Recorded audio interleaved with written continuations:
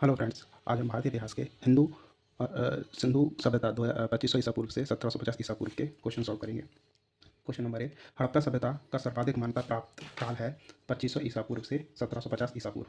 दूसरा क्वेश्चन, सिंधु घाटी की सभ्यता निम्नलिखित में से किस सभ्यता के समकालीन नहीं थी? तो ये ग्रीक की सभ्यता के समकालीन नहीं थी। सिंधु घाटी की सभ्यता कहाँ तक विस्तृत थी? तो ये पंजाब, राजस्थान, गुजरात, उत्तर प्रदेश, हरियाणा, सिंध और बलूचिस्तान इस जहाँ तक सभ्यता जो है विस्तृत थी। सिंधु घाटी की सभ्यता में घोड़े के अवशेष कहाँ मिलते हैं? तो ये सुरकोटदा में घोड़े के अवशेष मिलते हैं। सिंधु घाटी स्थल कालीबंगन किस प्रदेश में है? तो ये राजस्थान में है। कहाँ है? राजस्थान में। क्वेश्चन नंबर 6, निम्नलिखित में से किस पदार्थ का उपयोग हड़प्पा काल के मोहरों मुद्राओं के निर्माण में मुख्य रूप से किया गया? तो ये सेल खड़ी का मुख्य रूप से किया गया। हड़प्पा सभ्यता किस युग की थी? तो ये कांस्य युग की थी। हड़प्पा सभ्यता किस युग की थी? कांस्य युग की थी। सिंधु घाटी सभ्यता के लोगों का मुख्य व्यवसाय क्या था? तो सिंधु घाटी सभ्यता के मुख्य लोगों का व्यवसाय व्यापार था। हड़प्पा सभ्यता के निवासी थे शहरी। हड़प्पा सभ्यता के निवासी शहरी थे। सिंधु सभ्यता के घर किससे बनाए जाते थे? ईंट से। सिंधु सभ्यता के घर किससे बनाए जाते थे? ईंट से। हड़प्पा वासी किस वस्तु के उत्पादन में सर्वप्रथम थे? तो ये कपास के उत्पादन में सर्वप्रथम थे। निम्नलिखित विद्वानों में से हड़प्पा सभ्यता का सर्वप्रथम खोजकर्ता कौन था? तो दयाराम साहनी। कौन थे? दयाराम साहनी। सिंधु सभ्यता का पत्तन नगर बंदरगाह कौन सा था? तो ये लोथल बंदरगाह था। कौन सा? लोथल। पैमाने की खोज ने यह सिद्ध कर दिया है कि सिंधु सभ्यता के लोग माप और तौल से परिचित थे। यह खोज कहाँ पर हुई थी? तो यह खोज हुई थी ऑप्शन नंबर डी, लोथल में। सिंधु सभ्यता का सर्वाधिक उपयुक्त नाम क्या है? सिंधु सभ्यता का सर्वाधिक उपयुक्त नाम क्या है? हड़प्पा सभ्यता। सिंधु सभ्यता का सर्वाधिक उपयुक्त नाम हड़प्पा सभ्यता है। निम्नलिखित में से कौन सा लक्षण सिंधु सभ्यता के लोगों का सही चित्रण करता है? तो ये कौन सा लक्षण है जो करता है? ऑप्शन नंबर केवल 2, वे देवियों और देवताओं दोनों की पूजा करते थे। सिंधु सभ्यता के लोगों का सही चित्रण करता है। वे देवी और देवताओं दोनों की पूजा करते थे। हड़प्पा सभ्यता की खोज किस वर्ष हुई थी? तो हड़प्पा सभ्यता की खोज हुई थी 1921 में। किस वर्ष हुई थी? 1921 में। हड़प्पा सभ्यता के बारे में कौन सी उक्ति सही है? हड़प्पा सभ्यता के बारे में कौन सी उक्ति सही है? तो उन्होंने पशुपति का सम्मान करना आरंभ कर दिया था। हड़प्पा के लोगों की सामाजिक पद्धति थी उचित समतावादी। कौन सी थी? उचित समतावादी। सिंध का नखलिस्तान बाग हड़प्पा सभ्यता के किस पुराने स्थल को कहा गया? तो ये किसे कहा गया? ऑप्शन नंबर बी, मोहनजोदड़ो को। हड़प्पा सभ्यता के संपूर्ण क्षेत्रफल का आकार किस प्रकार था? तो ये त्रिभुजाकार था। किस प्रकार? त्रिभुजाकार। सूची 1 को सूची 2 से सम्मिलित कीजिए। हड़प्पा, तो हड़प्पा हो जाएगा रावी नदी। मोहनजोदड़ो हो जाएगा सिंधु नदी। लोथल, भोगवा और कालीबंगा घग्गर, ये शहर के नाम है, ये नदियों के नाम है। तो कौन सा ऑप्शन हो जाएगा? ऑप्शन नंबर ए का पहला, हड़प्पा का ए का पहला, बी का दूसरा, सी का तीसरा और डी का चौथा, यानी ऑप्शन नंबर ए। हड़प्पा सभ्यता के अंतर्गत हल से जोते गए खेत का साक्ष्य कहाँ से मिला? तो ये कहाँ से मिला? कालीबंगा से। हड़प्पा सभ्यता के अंतर्गत हल से जोते गए खेत के साक्ष्य को कालीबंगा में मिला। हल से जोते गए खेत कालीबंगा। सैंधव सभ्यता की ईंटों का अलंकरण किस स्थल से मिला है? तो ये भी कालीबंगा से मिला है। सैंधव सभ्यता की ईंटों का अलंकरण किस स्थान से मिला है? तो कालीबंगन से। कहाँ से मिला है? कालीबंगन से।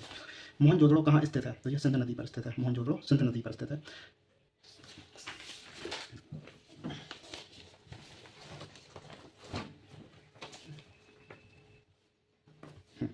क्वेश्चन नंबर 28, सिंधु सभ्यता की मुद्रा में किस देवता के समतुल्य चित्रांकन मिलता है? तो किस देवता के समतुल्य चित्रांकन मिलता है? ये हमें मिलता है आग से।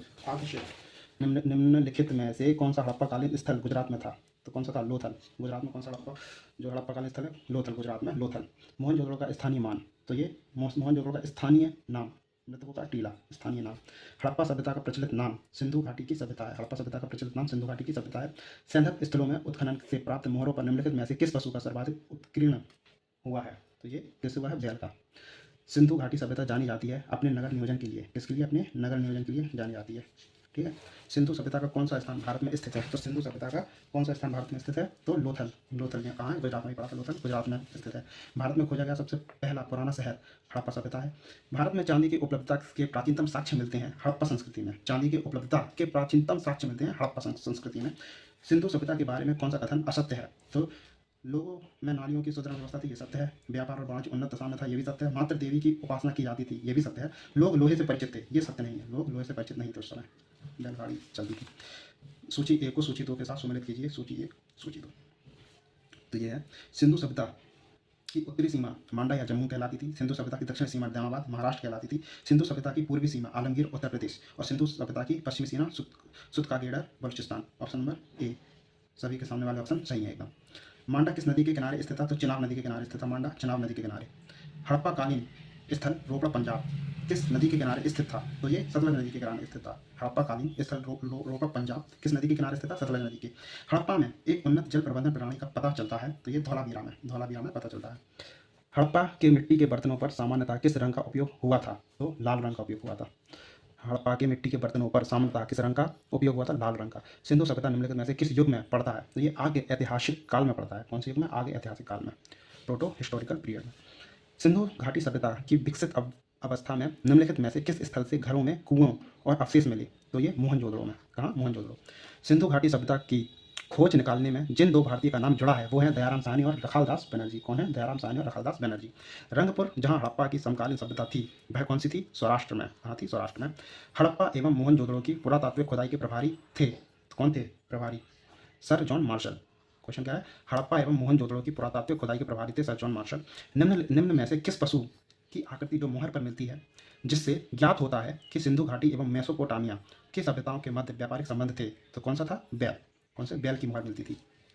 सिंधु घाटी के लोग विश्वास करते थे किस पर? मातृ शक्ति पर विश्वास करते थे। मातृ शक्ति पर। निम्नलिखित में से कौन सा सिंधु स्थल समुद्र तट पर स्थित नहीं था? तो कौन सा नहीं था? तो कोटदीजी नहीं था। समुद्र सुरकोट था, लोथल था और बालाकोट, ये तीनों समुद्र तट पर स्थित थे, लेकिन कोटदीजी ये नहीं था। निम्नलिखित में से कौन मोहनजोदड़ो की सबसे बड़ी इमारत मानी जाती है? मोहनजोदड़ो की सबसे बड़ी इमारत विशाल, बड़ी यानी विशाल स्नानागार। हड़प्पाकालीन लोगों ने नगरों में घरों के विन्यास के लिए कौन सी पद्धति अपनाई थी? तो कौन सी पद्धति अपनाई थी घरों के विन्यास के लिए? इन्होंने गोलाकार पद्धति, गोलाकार आकृति में अपनाई थी। सूची दो। लोथल जो है, लोथल कहाँ पे? सूची 1 को सूची 2 के साथ सम्मिलित कीजिए और सूचियों के नीचे दिए गए कूट का प्रयोग कर सही उत्तर दीजिए। तो प्राचीन स्थल और पुरातात्विक अवशेष। तो इसका ऑप्शन हो जाएगा हमारा ऑप्शन बी। ए का पहला, बी का पहला, सी का चौथा, डी का तीसरा। ए का पहला, बी का पहला। ए का लोथल गोरदीवाड़ा, कालीबंगन जोता हुआ खेत, धौलावीरा जो है हड़प्पा लिपि के बड़े आकार के 10 चिन्हों वाला शिलालेख, और बनवाली ये है पक्की मिट्टी के बनी हुई काल हल की प्रकृति। यानी ए का दूसरा, बी का पहला कालीबंगन जोता हुआ खेत, धौलावीरा हड़प्पा लिपि के बड़े आकार में 10 चिन्हों वाला शिलालेख, और बनवाली जो है पक्की मिट्टी की बनी हल्की आकृति। तो ये रहे हमारे आज के इतिहास के क्वेश्चन। आगे और वीडियो लेने के लिए चैनल को लाइक करें, सब्सक्राइब करें। धन्यवाद।